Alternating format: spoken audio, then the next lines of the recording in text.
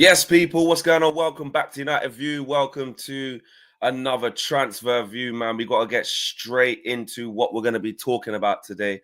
Because at the top, some of you may be thinking, what's the point in even talking about Antony? What's the point in even talking about it? But the truth of the matter is, we're waiting on this Rashford thing to happen. And Antony has another option. And that option seems to be Saudi Arabia. We'll talk about whether he's going to take that option up or not, what that means for us, what that means for him. There's been an update on Marcus Rashford. Well, I say update. He's posted on social media with him training, but today is supposed to be decision time. It's supposed to be decision time for Marcus Rashford today. His brother / his agent or his entourage are supposed to be informing us of their decision today to let us know what on earth is going on with the situation. A little bit more on Alejandro Garnacho. There's been some stuff there. And I want to end the show and sort of get through some bits and kind of just talk about Toby Collyer as well, because Laurie Whitwell's done an interesting piece, because we need to celebrate some of the positivity that's coming out of Manchester United right now. And just why, as well, we're going to be talking about just why it's difficult for INEOS to do business in this window and why it's so slow, and really what they're probably going to have to do, because they're having big issues in trying to shift players on. Because like I said yesterday, the maths just ain't mathing. Smash a like on the video, peeps. Get involved.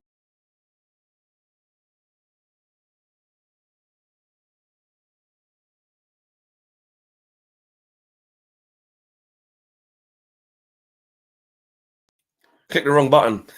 Click the wrong button. I had my finger on the trigger. I had my finger on the mouse, and it was on Leave Studio. Why did I do that? Why did I do that? That was crazy. But at least you guys all stayed. I love that. I was just I literally had my finger on there. And it was on Leave Studio. I don't want to leave Studio. I want to stay in the studio. So get your super chats in, get your members chats in, and get your regulars chats in here as well. AO Flecknology, exactly, Flecknology. That wasn't even Flecknology, that was Fleck clumsiness, Fleck stupidity. You know what I'm saying? That's all that was. It weren't even Flecknology. Literally just pressing this when it's on Leave Studio. Probably shouldn't do that now, should we? It's a bit stupid to do that. Let's get straight into this though. I'm going to be actually the likes, people. I will say this, the likes. The mods are great at doing this. The mods are great at keeping on top of this. Not just mods, all of you, actually, to remind people when they're stepping through the door, please smash a like on the video. We got over 400 people watching now. We have to get that first 100 likes in the door. We've got 96 likes right now. So let's get straight into what's occurring with this Antony situation, because apparently, and this is coming from the Saudi side of things, apparently Antony has an option or options from Saudi Arabia. And this is from a big Saudi outlet called Alec Tessida, I'm going to say. 2.9 million followers, but it's their sports side. But again, driven by the Saudi side, so you make of it as you will, but this is the news. Several player agents have offered Antony the opportunity to move to a club in the Saudi Pro League in this transfer window. Antony received a promise from one of the agents to bring an offer from a Saudi club. However, he declined, preferring to negotiate directly with the club without an intermediary. He is considering leaving Manchester United. So he's basically declined bringing in,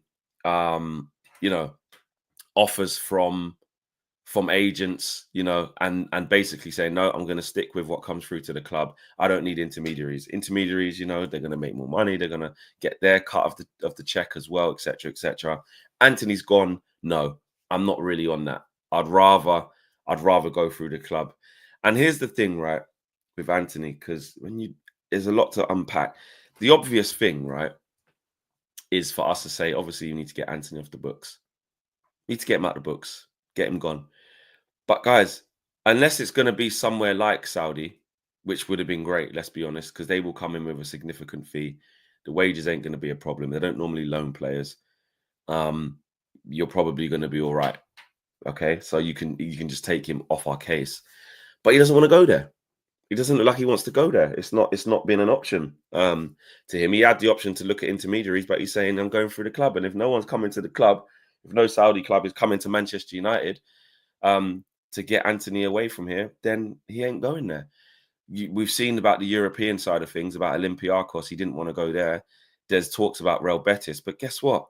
When you actually deep this Antony situation, it feeds into what I was saying yesterday. By the time you add the P's up of players that we have to pay to not be here, and Antony, again, I said, is in that, you've got to subsidize his wages. And how much of that are you going to be able to put towards replacing him? Let's be honest. In this, if we're just being honest and calling a spade, how much money how much money is that going to free up to pay half of Antony's wages to be able to get somebody else in? And you know what? It doesn't really just apply to Antony. It actually applies to Marcus Rashford. The Saudi is a bit different with Casemiro, because that would represent a transfer fee of, I don't know, let's just throw out 20-25 million plus all his wages. Flex, that white United kit is wavy. Oh, this ain't white. This ain't. Oh, you mean the other one? Because this is actually pink, but the lighting's just making it think it's a training top from a couple years ago. But what we have to understand is how much of that money can actually be used to bring people in, versus if he stays here, we know we not want to use him, or we know he's not part of the fold. But if he's needed, you can bring him in just to get through to the summer. And INEOS have to weigh that up. Or INEOS have to find some money from somewhere around the back of the sofa and say, you know what? We have to make moves. It's one of them three options. It's one of them three options, because the more I'm thinking about it, the more we're going, yeah, let's get Antony out. Yeah, 100%. Take him out. But, and do what? With what money? Do you know what I mean? If we can't afford to replace Antony, there's no point letting him go. If you think about it, there's no point letting him go at all. And that's my worry with someone like Antony.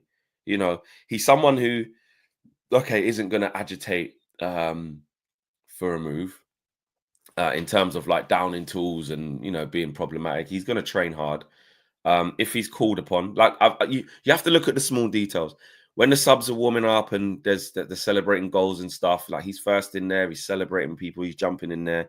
And Bruno spoke about this. Bruno spoke about making players who are not part of, who don't play as much as other players, making them feel just as important, just as loved, just as part of the group.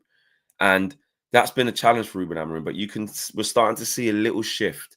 I know it helps with results, but with Liverpool and Arsenal, you're seeing a little shift in the togetherness in the team, how they've got around Joshua Zirkzee. Again, the subs all piling on, running onto the pitch when we scored at Anfield and at the Emirates after the penalties and stuff like that. People are starting to feel more together. And that's an easier sell when you're not playing, if you feel like that, than having negative vibes in the dressing room. And also, he said this World Cup's coming up as well. This World Cup's coming up in 2026. Antony will probably want to, well, surely most players, every player is going to want to be part of it. And you've got to have our one eye on that. Now, we can laugh and say he's a billion, trillion miles away from getting in that Brazil squad. But for him, he's got to go and play some regular football. So there are all these factors that are there with Antony. And that's the reason why I went with that this morning, because look, we're talking about Rashford and this, that, and the other, and we will. But the truth of the matter is we have to look at the other players that could potentially be on their way out.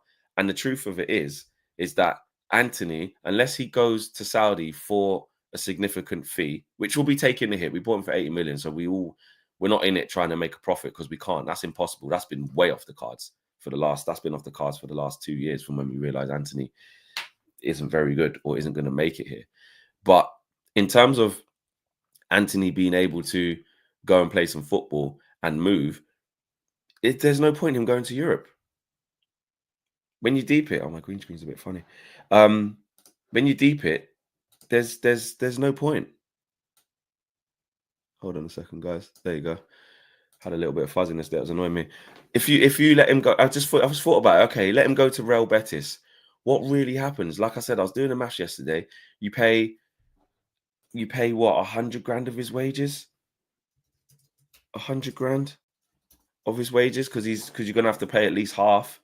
What's Antony's on 200 grand a week, isn't he? Let me just double check that. You know what I mean?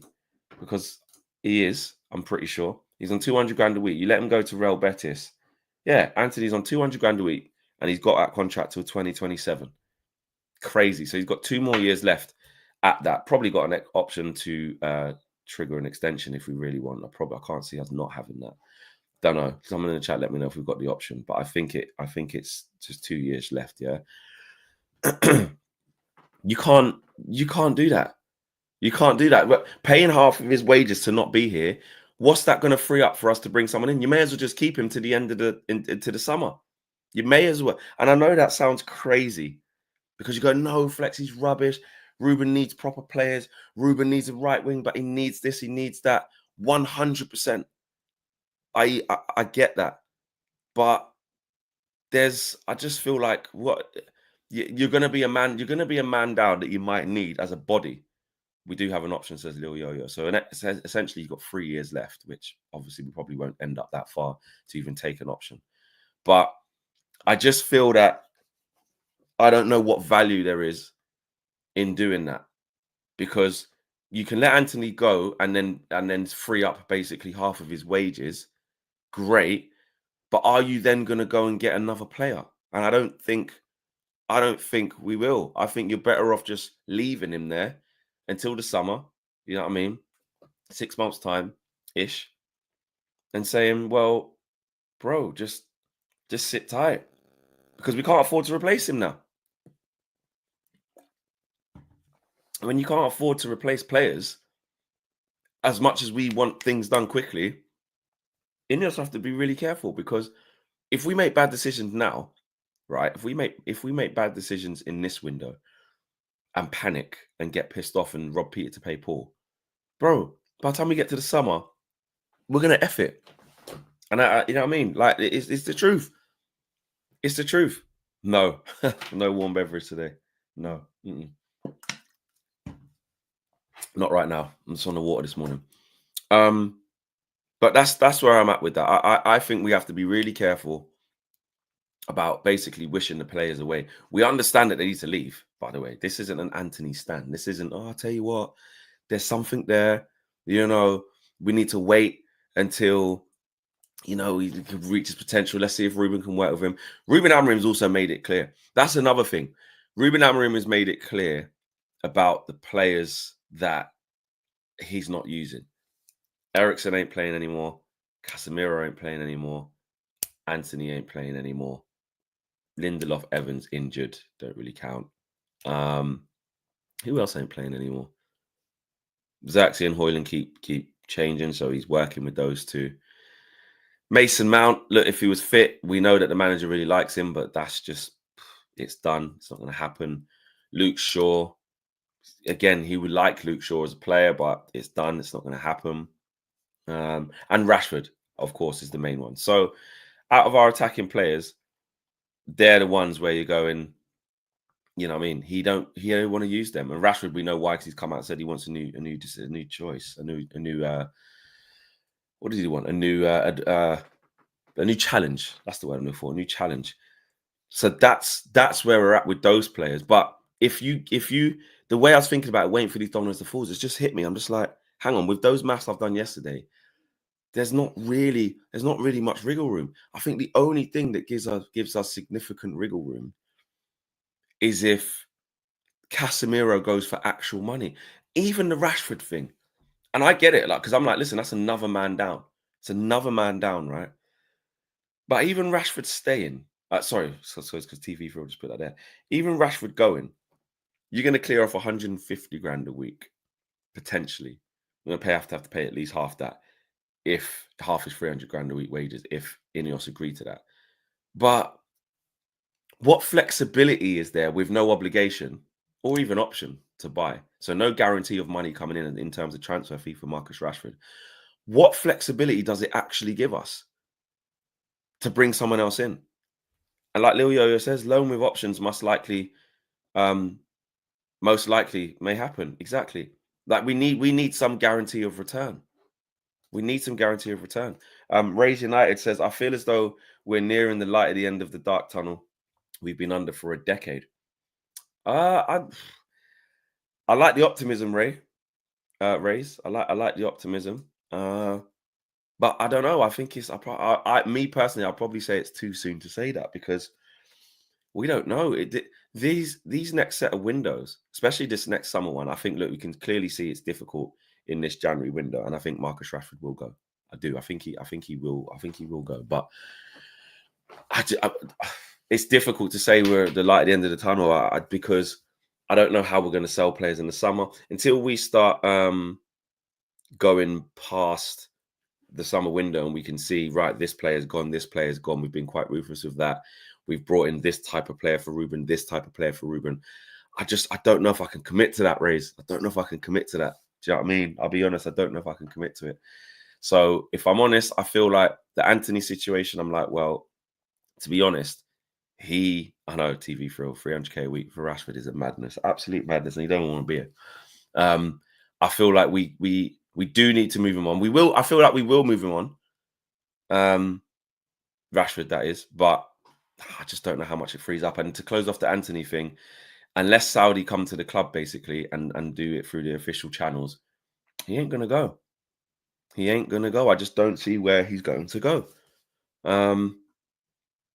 And also, like I said, you're better off just keeping him fit. He'll come in the odd game or two because Ruben doesn't want to use him, and let him run around for a bit. This season is about just getting through. You know, obviously we joked about, it wasn't a joke, it was real. We were angry.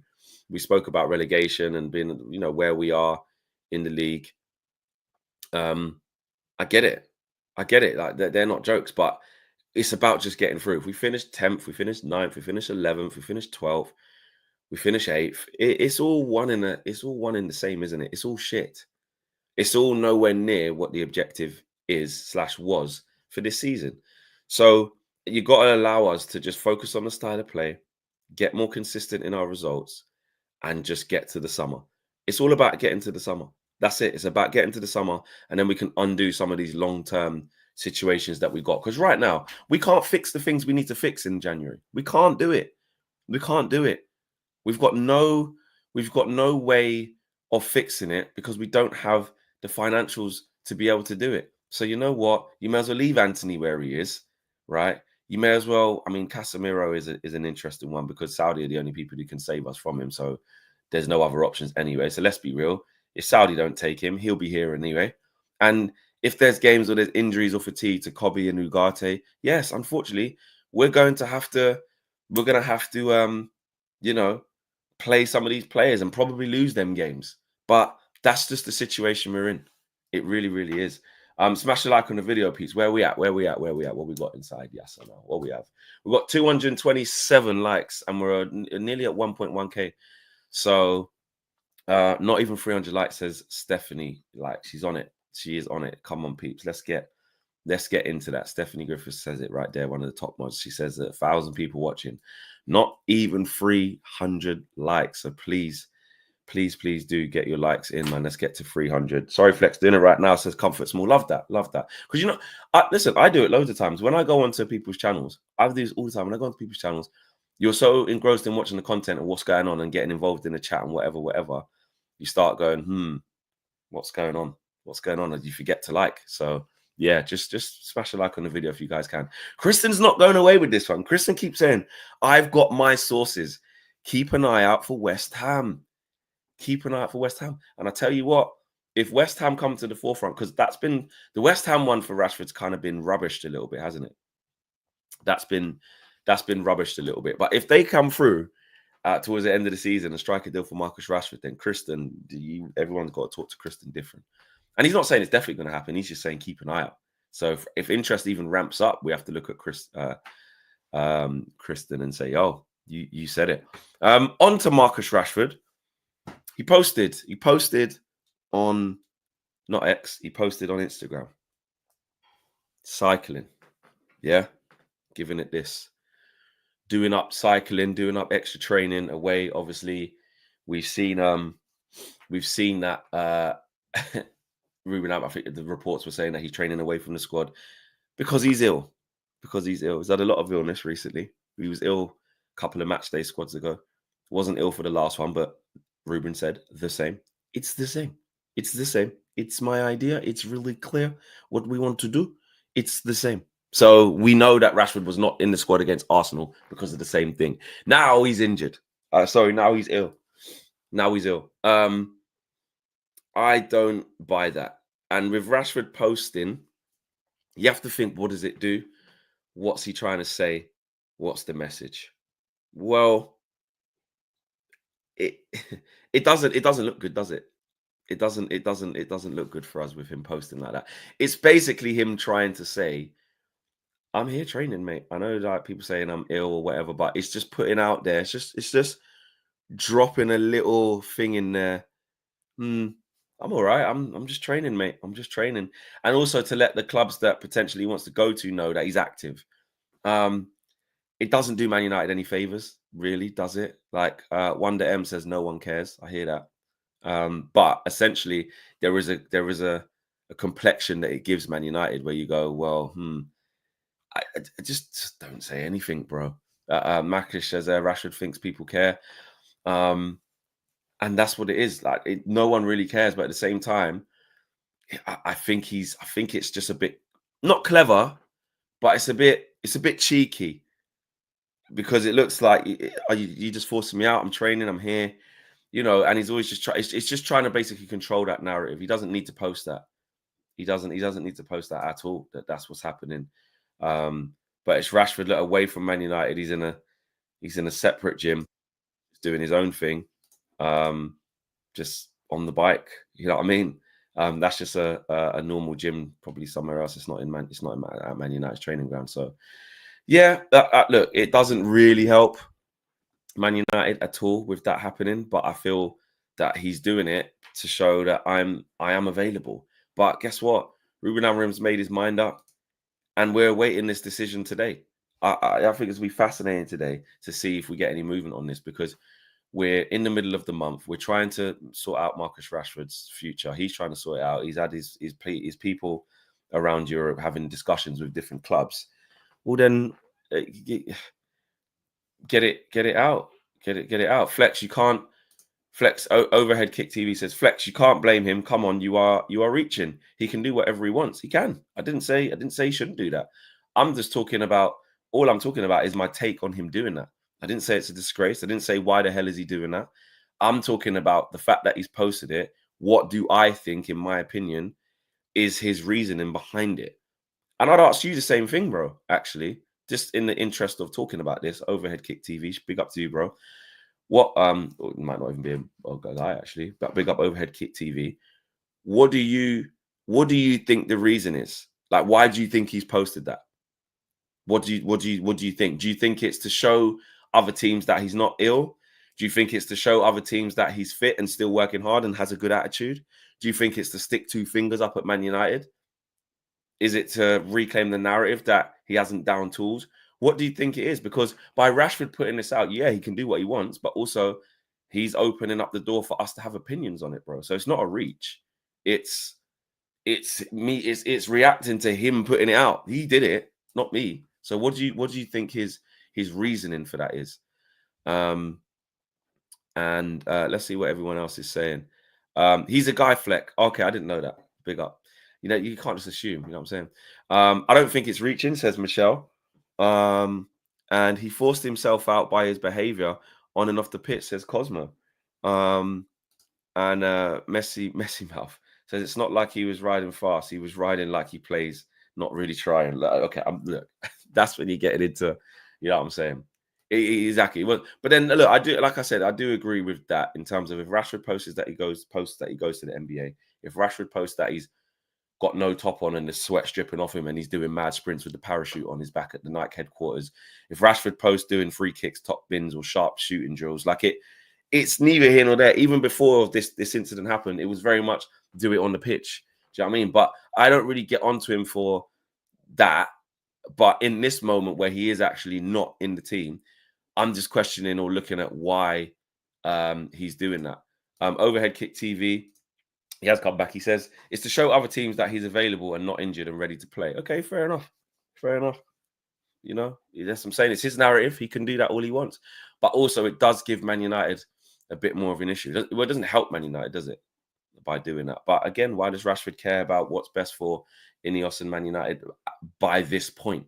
Because by this point, let's be real, let's be honest, Rashford has he's he's made his decision. He said he's ready for a new challenge, and ever since then he hasn't played a game for Man United, and looks like he's played his last game for Man United. SLD always winding people up, says, Flex, why do you hate Rashford? I don't hate Rashford. I don't. I actually think this is quite sad. I'm in the camp of this is shit. You know what I mean? It's not supposed to end like this. I'm not emotionally attached in terms of sentiment, in terms of why we shouldn't be letting him go, come through the academy. I'm past that. But in terms of how it looks like it's ending for him, and the fact that he didn't go on to be a one club man and be part of Man United being back to the top of football, it's disappointing. You know what I'm saying? I'm not mad, I'm disappointed. Like the parents, when you get in trouble with your parents, you know what I mean? I'm really disappointed that it's had to end like this. And Ruben Amorim, like I said to KG last night on our show, like there's no way for me, and KG, I think KG kind of disagreed with this actually. I feel like he's probably training all right. I do. I just think that as soon as he said he wants a new challenge, I think that just made it very easy for Ruben Amorim and INEOS and the decision makers, who really, well, let's not take it all, put it all on Rashford. The reports were out there that they wanted to sell him. A few days before he did that interview with Henry Winter, the reports were all out there, so it weren't like it was a surprise. But let's be honest, as soon as he did say that interview with Henry Winter, that was it. Ruben Amorim, it made it very easy for Ruben Amorim to say, I'm trying to turn this team around. I'm trying to get the principles across. I'm trying to get this team to fight for each other and this, that, and the other. You can't do that with someone who openly says, I don't want to be here. I'm ready for something else. And Ruben answered it perfectly by saying, well, there is a big challenge right here, a new challenge with me. He's handled this perfectly. He hasn't thrown him under the bus. He hasn't, ostracized him in a bad way. But at the end of the day, he has made a decision that he's not going to pick him anymore. And that's probably being I don't think this is a shock to Rashford, is what I'm saying. Do you know what I mean? Do you think Rashford is shocked by being left out of these match day squads each time? I don't think so. When he was in the match day squad, he's signing, if he signed a few autographs, etc., smiling, whatever. He's working in the gym, whatever. I don't think that there's a situation where he's like, why am I not getting in the team? I think it's been clearly communicated to him that, okay, you obviously want to be somewhere else. We're looking at selling you. We're not going to play you until, and then the January window is going to open, and then throughout January, we're just not going to play you until you find a situation. But hear what? Met Rashford not secure a move and see what happens. Get the likes up, people. Get the likes up. And see what happens. Because if he doesn't secure a move, I'm adamant on this. I don't know what you guys think about this, but I'm adamant on this. If he doesn't secure a move away from Man United, he has to be reintegrated into the squad. He has to. Like, it's not even a discussion for me. I know, because then the conversation moves on a little bit. Okay, like I always say, new evidence and all of that stuff. It's not flip-flopping, it's new evidence. As it stands now, you can't play him because there's an opportunity to sell him or to move him on because the window's there. That's our first choice. But then once that choice passes and that option wasn't taken and he's still here, you then enter into, you need a new strategy. What's the best way to sell him now? Shit, we have to wait to the summer. What's the best chance of selling in the summer? How do we do that? Have him inactive for January, February, March, April, May, 5 months. Have him inactive for 5 months. And then when the transfer window opens in August, I think it opens in, or late June. Or no, sorry, opens in July. You can't do that. You can't have that. You cannot have that. And that is where you're getting into the Jadon Sancho situation, where this is the same principles as that. You cannot, I repeat, you cannot have a depreciating asset sitting in the academy building, not playing any football for 5 months, and then all of a sudden try bring him into the forefront and make people try and buy him in July/August. You can't. Michelle says you can't have him back in that squad. He's a massive problem for Amorim. Can't bring back toxic mentality back into the changing rooms. But how? I hear that, but how toxic?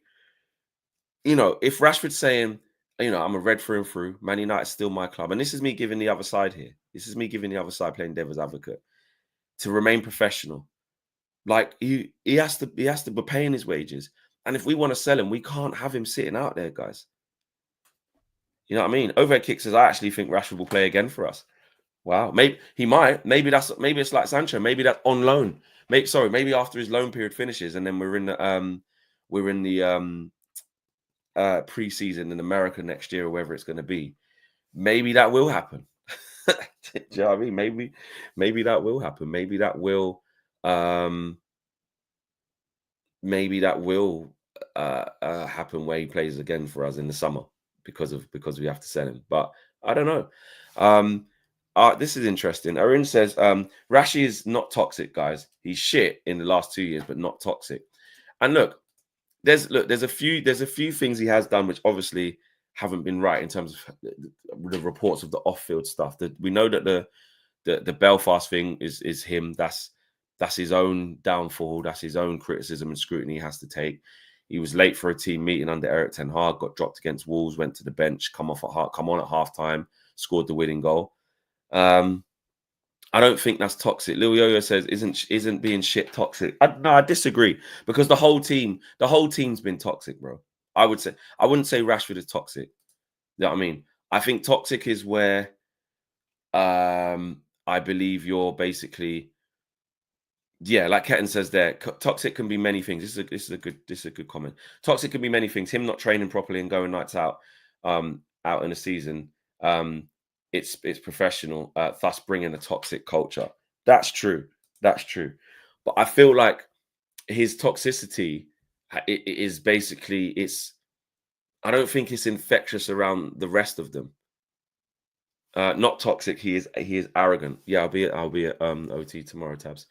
I agree with that. Like, he has his own issues, his own interpersonal issues. You know what I mean? On the G, you're just chatting shit. I don't know why you're saying that, bro. Pause with them kind of talk there. I'm just saying it as it is. He is doing stuff that's sabotaging his own career. Do you know what I'm saying? Now, a byproduct of that can lead to some toxicity or negativity, should I say, of bad press, because we're always talking about Rashford. The other players may see it as, he's one of the big faces of the club, and if he hasn't been training properly, that might have a negative effect. The manager's clearly seen some stuff in there that he hasn't been happy with. So on that side of it, I would say that has a negative effect. But I wouldn't say it's pure toxicity from Rashford. I just think he's been absolutely terrible, and he's brought this on himself. That's why all the scrutiny is on himself. The whole team has been shit. Do you know what I mean? When Bruno was playing horrendously, he wasn't toxic. He was just playing shit, but he was getting sent off and shit. Is that toxic? No, it's not. He's just playing crap. Casemiro can't run anymore. Can't do that. Is that toxicity? No, he's just rubbish. You know what I mean? Mason Mount is injured all the time. Is that toxicity? No, he's just unlucky with injuries. Luke Shaw can't stay fit to save his life. Is that toxicity? No, he just can't stay fit, and we need to change that. We need to move him on.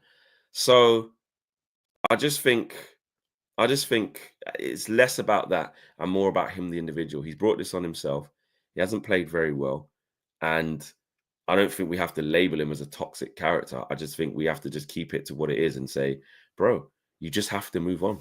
You just have to move on. But I think if he doesn't move on, I think he has to get integrated, because in terms of what's best for the club, how do you think we sell him if we have him out of the squad for 5 months? And really, it'll be longer than that, because he's been out of the squad since December. So let's say 6 months. 6 months not playing football. What sort of position are we going to be in to sell Marcus Rashford in the summer? Someone answer me that question. For everyone saying we can't let him back in the squad, how on earth do you sell him in the summer when he ain't played for 6 months? Banished. Yeah, I mean, we're a business as well. INEOS need to make good financial decisions, and we need as much money for Marcus Rashford as possible. That's why I will stick it on INEOS, though, because they're not getting away with a free pass from this as well. They have to take the hit, pay whatever money it is for Rashford to have his wages subsidized. You have to pay it. You lot have to pay it. You have to pay it. They have to start undoing this. They have to start taking the hit. This is just what they've inherited, unfortunately. And for us to get back to base level, to base level, to looking at what's going on, they have to get him out. They have to foot the bill for this. Someone has to. The Glazers and them, someone has to. Otherwise, he's going to stay here, and that's a bigger problem right now. So Ryan says, not throwing him under the bus. Question. He directly linked them to people being fired. Are you smoking? At this moment, Rashi doesn't need United. We're poor. Not directly linked them. He directly linked them to people being fired. What do you mean by this, Saran? I don't get what you're saying. What do you mean?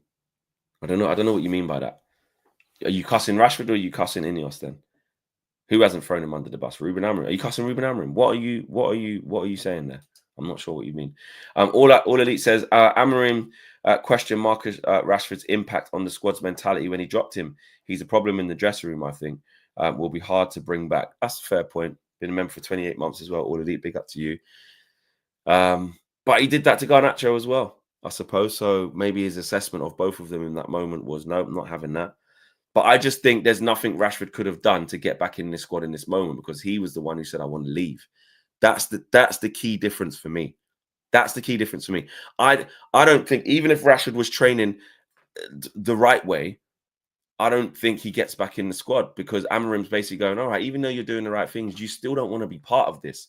I can't build this with you here. I can't build a new system, a new style, a new ethos. I can't build a new team with you part of it because you don't want to be here. So until as much time as there isn't a possibility for you to leave, i.e. the window shuts and you didn't secure a move, I'll have to reassess it then. But until then, you're not playing for me.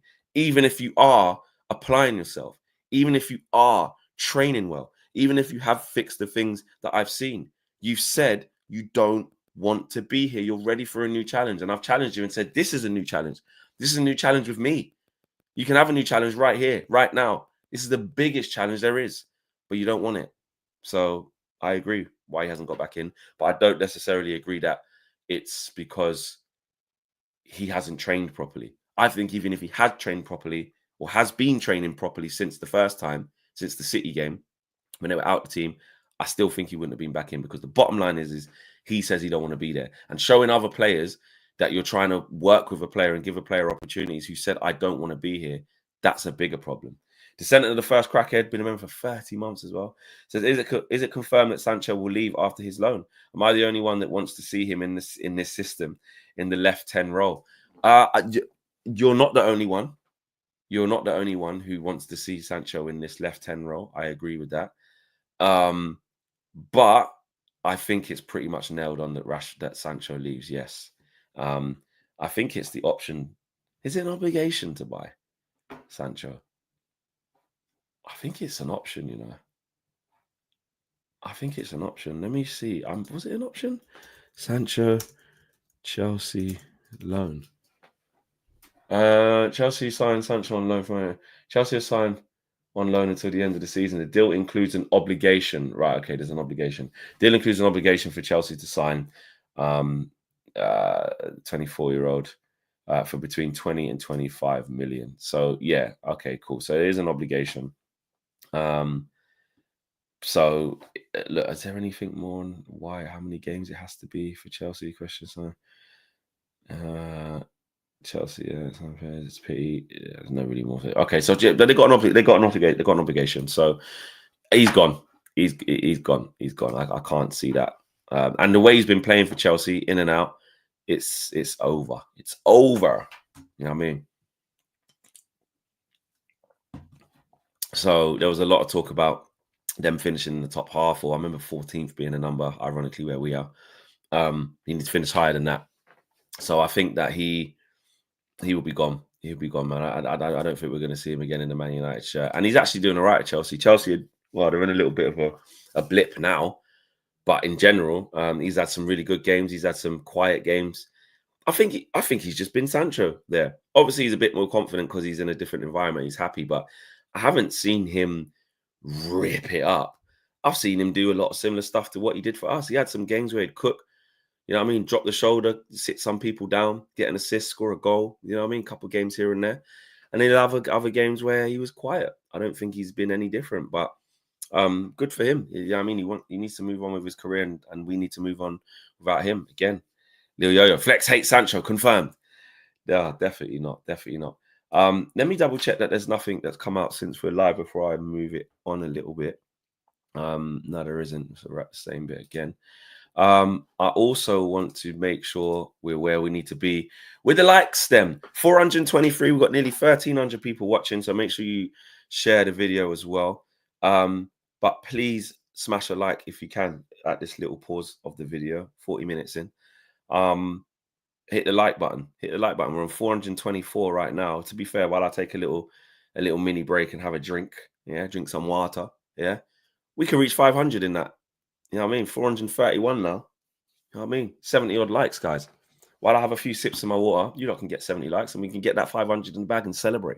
You know what I mean? Let's do it. I've got 2 bottles to go through as well. So, you know what I mean? I'm not saying I'm going to wait that long, but I'm just saying I've got 2 bottles. I'm trying to keep healthy out here. You know what I mean? Flex apologized to Xerxes. It says SLD.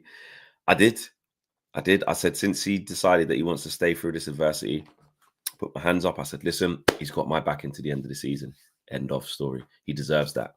And that was before, you can look back at the videos, that was before the heroics at the Emirates. That was before the heroics of the Emirates. I was very vocal about, you know what, we need players who want to be committed to the cause. We need players who want to be here. We need to build a culture whereby everyone's fighting for each other and showing character.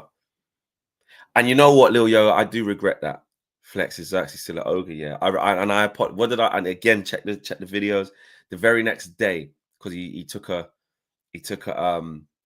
pasting as well against Newcastle. And that was one of my, that's, you know, when you look back and like your low moments, you look back at yourself, you go, didn't like that. I did apologize. I didn't, because that, I don't like that. I don't like that. That's not really me. And I let the emotions get the better of me. You shouldn't be calling people that. You know what I mean? And then I felt bad because then he went on to get booed as well. And I was like, that's not great. So yeah, it just annoyed me in that moment because he wasn't running. And that's another thing. It's like things are said in the context of the shows, in it. Like, and this is why I always say, yeah, I'm not really one. I know everyone likes the live match views and stuff, and listen, Owen and KG smash it, and a lot of people who do have their live reactions on a consistent basis. Obviously, Saeed does great work. You know what I'm saying? Market United standards, you know, done it at a big level for a long, long time. Many people, everyone does watch-alongs and like match views. I'll be honest with you guys, I struggle with it sometimes because I'm telling you, Lil Loyo, you know, you see me in the matches, bro. Like I'm very animated. I'm calm. Like when you don't see me like this, I'm very calm. You know what I mean? I don't really get angry like that. I'm not a big swearer. But you lot see the other side to me of when I'm ready to switch. Like I do have that other side. This in life as well. I'm a very calm person. If I get pissed off, like I switch easy. I do. And yeah, I take that back. I didn't want to be calling out man's name like that. But he's got my backing to the end of the season. He does. Like Joe Blackman says, Flex is a Jamaican. Exactly, Joe. I just start switching up. Tabrez, come on, stop. Chill. Chill. Flex favorite word is the F-bomb. It's not, but boy, yeah. Kenny Fan TV says there, Flex, you were on crash out mode these days, especially during the watch long stream. I just can't. I don't know. It's just who I am. It's just who I am. I have got a lot of emotions. I don't always choose to show them every single time. Some people, they're up here all the time. I do fluctuate depending on my environment, and I do fluctuate depending on how I'm feeling that day. But if something pisses me off beyond pissing me off, I switch. I switch. And also, actually, someone said, should he start against Southampton? Absolutely. And with Flex, please don't do a Margate on stream. Yeah, Jesus. Batiste, man. He's funny. He's on it. I feel like what was I gonna say? Oh yeah, Xerxes. I feel like he should start. And that's what I was gonna say. For the rest of the season, let's be real, yeah. Let's be real. We have to understand that both are probably not good enough in their own right to lead the line for Man United. So we've got to just do it on form. There'll be games where, like you say, Xerxes does really well. So you like start him. Then he might play against Southampton. Then we're like, oh, he wasn't really that good, was he? Ah, bring in Højlund. He'll run. He'll do this. Højlund might get a goal. Højlund's, I think, what? How many goals? Is it 7 games without a goal now? Or 6, 4, 5 games without a goal? Something like that I read today. So, you have to start. We have to just keep rotating them until we get to the summer and can get someone more suited. 25 likes away. Where we at? 25 likes away. Come on, people. Let's get to 500 likes. You can do it. You know what I'm saying? Less than that now. Less than that. We're at 481. So let's get that in the bag before we move on and finish off on Mr. Toby Collyer. He's been smashing it, by the way. He has been smashing it. That performance at Arsenal was serious. Flex, did you see Matisse on his watch along yesterday? I did.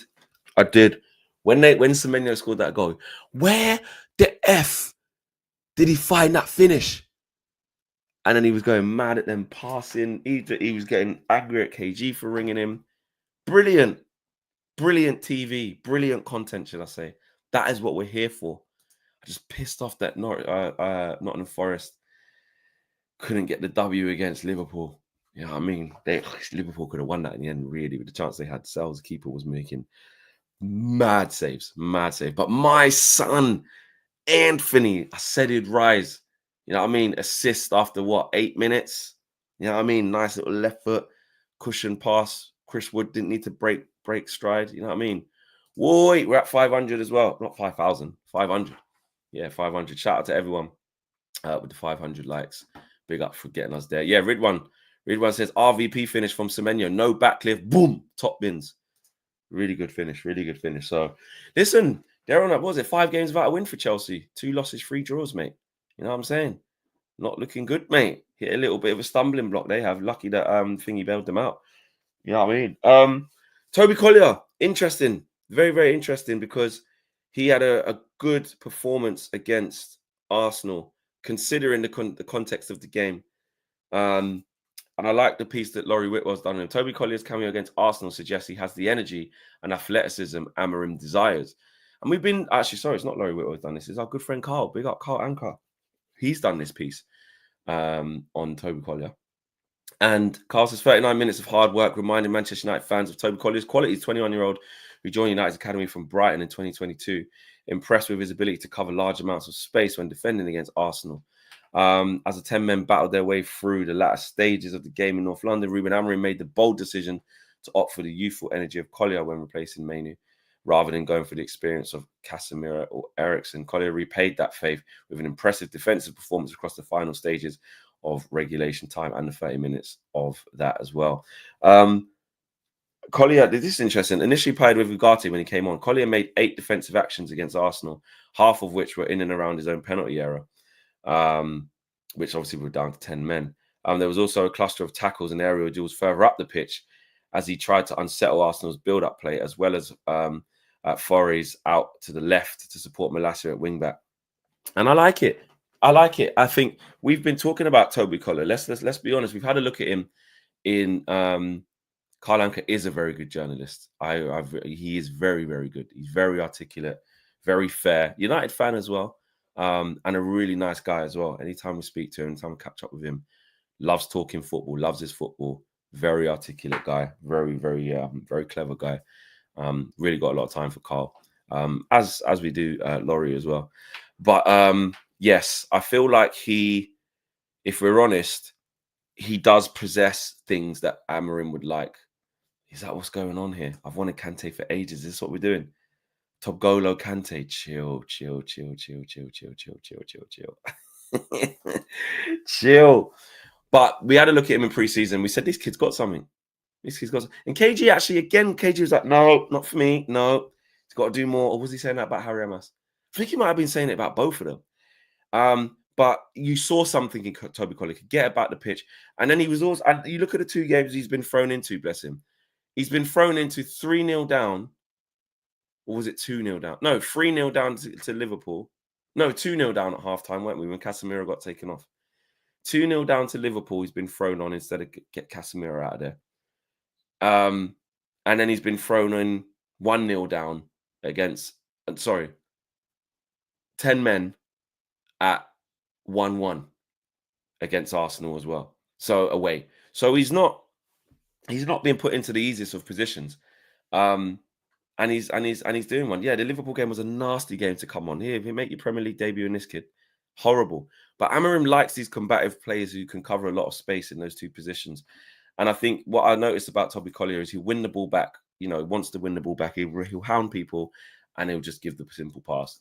We need players like that. So hopefully he gets, you know, an extended run in the team and we get to look at him. And also, we got told as well through that same article that Amorim is the one who decided don't let him go on loan. You know, he hasn't played a lot of football. He's only played 1 game, I think, against Liverpool before this, when in shit circumstances. But since Amorim's been there, he goes, don't loan this kid out. You know, Harry Amas is up for loan, I believe. Ethan Wheatley's up for loan, I believe. Ethan Williams is up for loan, I believe. Or I think he's going to go on loan. So there's a few players there who they definitely want to kick on loan. Joe Hugo was brought back and I think he's going to get sent somewhere else. So we've got a bunch of players who they want to test see at men's football somewhere else. But there's a reason why Amorim's kept him around the first team, because he rates him. So let's hope that comes to fruition. Have we got all the super chats out before we wrap up? No, we haven't. We've got one more. International says, thoughts on Rasmus? Not good enough, should be benched. It's like what I just said, between him and Xerxes, they're just going to keep doing this. He isn't good enough at the moment. He's not good enough to lead the line for Man United. But he does have ability. He does score some goals sometimes where you go, wow, that's a good. Look at the goal against Bodo Glimt when Mazraoui, you know, weaved through. It crosses it to him and he takes a touch and scores when the game wasn't really going with anything at that point. We didn't look great. Now, Rasmus can score goals. He scores goals in flurries as well. But his general play in open play isn't good enough. He doesn't link the play well enough. Doesn't have a good enough feel for the game, and he's not improving at the rate that we'd probably like to see. I don't see an improvement in Rasmus this season to last season. I still see the same rawness. I still see someone who's capable of scoring goals in the right moment. But I don't see someone who's maybe gone and worked on a specific aspect of his game and really improved it. I see the same guy as last year, and he's not good enough to lead the line. So yeah, I think I was saying this about Xerxes 3 weeks ago. I don't think he's good enough to play here. I don't think it's going to work for him. Probably better off going back to Italy. But he's shown a bit, and confidence is a big thing, and we should play on that confidence, and he deserves the confidence that he's stepped up to the plate. So I would say play Xerxes.